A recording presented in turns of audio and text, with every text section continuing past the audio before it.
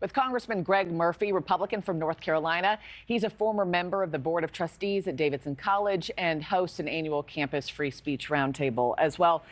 Congressman, it's good to have you. You know, some universities have tried a hands-off approach with these protesters to de-escalate. Others are calling in the police. What do you think is needed to actually bring down the temperature? You know, Markie, this is in some ways a little reminiscent of the 1960s, but in other ways it's absolutely different. In the 1960s, they were calling against a war. Now we're having marches and protests against a people, promoting genocide.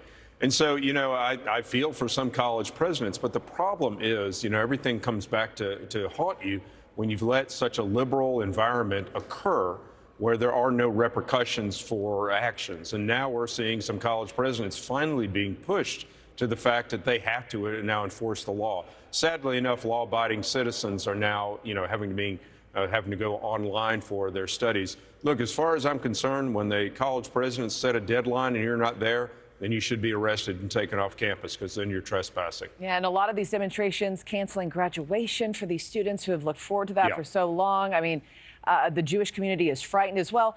You bring up the 60s, you know, but Congressman, we didn't see these types of clashes happen when Russia began invading Ukraine, when there were bombings in Sudan or even Syria.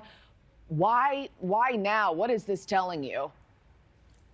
Well, I think we have just a much more Islamic sympathizer group in the country now than we've ever had before. And, you know, I've seen the videos of what happened on October the 7th, the butchery rather, that occurred by Hamas. You know, they are a terrorist organization. And just like when Japan attacked the United States, they were given a chance to unconditionally surrender, and it took 2 atomic bombs for them to finally surrender. Hamas has been offered the opportunity to surrender, and they have not. Thus, the Israelis have every right to root them out.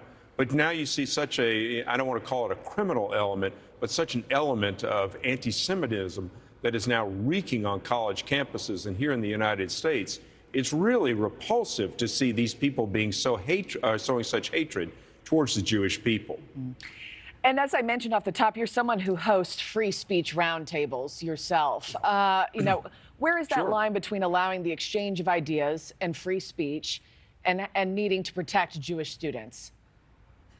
Yeah, and I think that's an excellent point, because I do promote free speech rather than, you know, what's gone on so many college campuses of self-censorship. And, you know, you remarked at my college now, I'm glad to see they're not doing that at Davidson College. Don't know if that would have happened with the previous president, but unfortunately, this president's not doing anything or enforcing the law.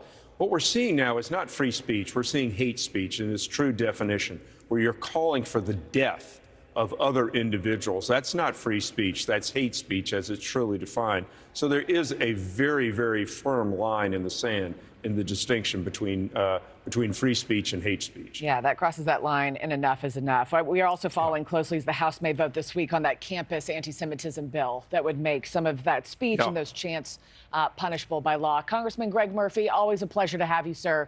We'll check back in. Thank you. Thanks for watching, everybody. Go to joinnn.com to find NewsNation on your television provider. Also, don't forget to click that red subscribe button below to get more of NewsNation's fact-driven, unbiased coverage.